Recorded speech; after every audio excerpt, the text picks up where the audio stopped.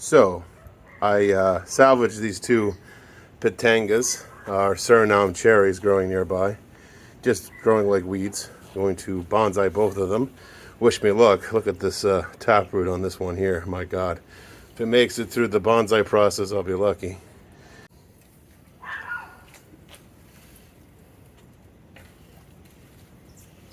It's a very interesting section that I don't really want to get rid of, but I don't have much of a choice.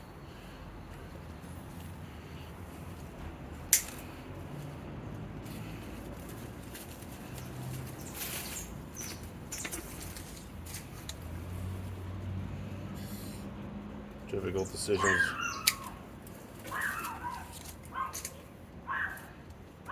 Where to cut this.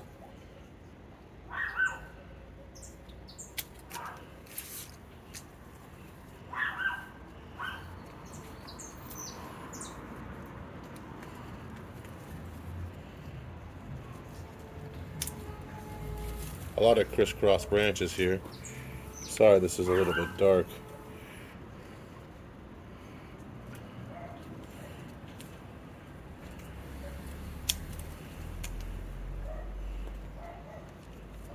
A lot going on with this.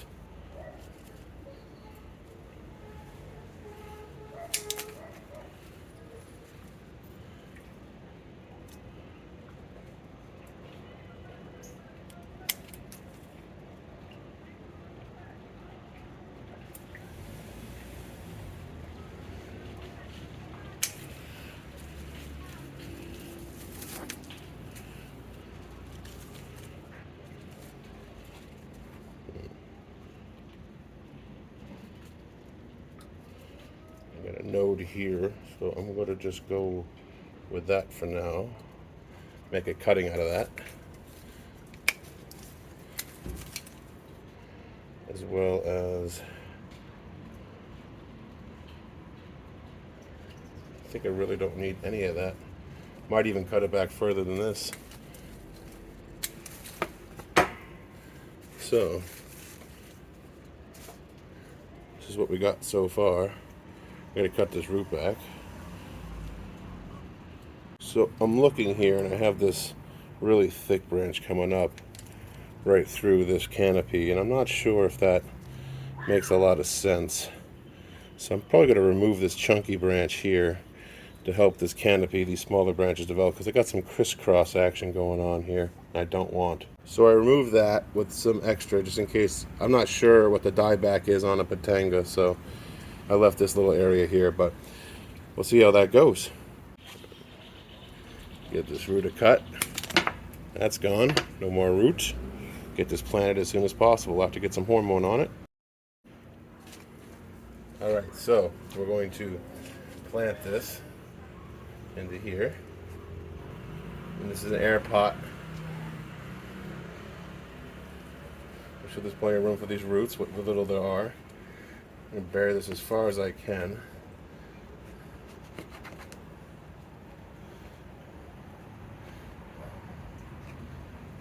Make sure these roots are in there because there's so very few of them.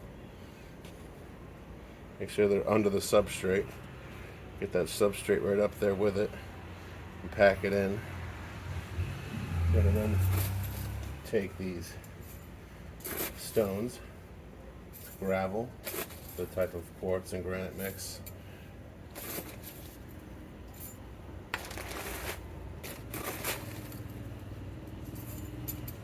Get that filled out.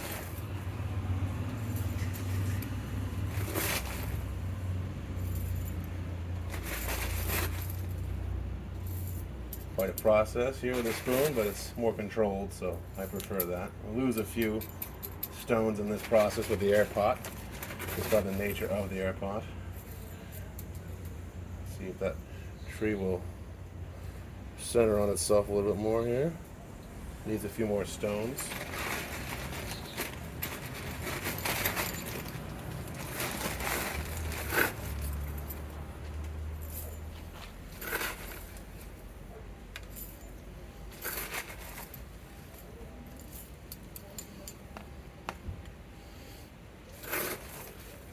Once we get it settled in with the rocks here, we'll water it give it a little bit of root hormone. I like to apply it indirectly so I don't overwhelm the tree. It's gone through so much. You can see what it looked like before. It was this. So hopefully I don't have too much dieback from all that root cutting. But to be fair, there wasn't that many fine roots left on this tree. Okay everyone, this is the second one, the smaller of the two. Much more manageable root base on this. I'm going to cut it back pretty heavy and then use the extra for cutting, so hopefully they root. So let's start this by hitting the most obvious places. I'm probably going to do a nice angle cut here. And the inner nodes here are pretty small and straight, so I want to get rid of that straightness a little bit. I don't want to take back all the vigor from the top because I want the root system to work together. So maybe just for now, well, this is pretty straight here. That is a pretty straight run, so I probably above this node here, boom, there. I think that'll be it for now until I plant it and see if I have to trim more back. All right, so let's protect these finer roots. Get this settled into this bed of really fluffy loam and moss and perlite mix. Not 100% how I want to angle this. In the corner, probably better. A lot of damage to the root system. So I might corner this for now.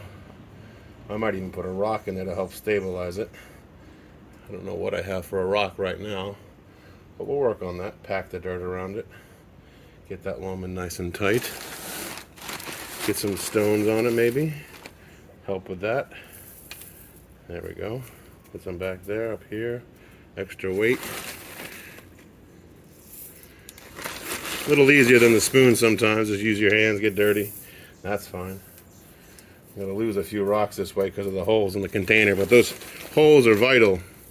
Allows you to self-root prune and allows the root system to get all the air it needs to grow healthy roots that you can use to prune later and form the way you need to for more developed bonsai pots. It also allows the trunk to thicken up a lot more. But there we go. And there is 2 bonsai planted from found stock in the woods, basically, out in nature, just sitting in the gutter, needing to be pruned out. So here we go. Here's the first Pitanga, or Suriname cherry, that's been salvaged from the wild and repotted as a bonsai. I'm going to train it in this air pot. Not too shabby. Here we have the second Pitanga, or Suriname cherry, rescued from the wild and repotted into an air pot. Let's see how this one develops. A little bit younger than the first one.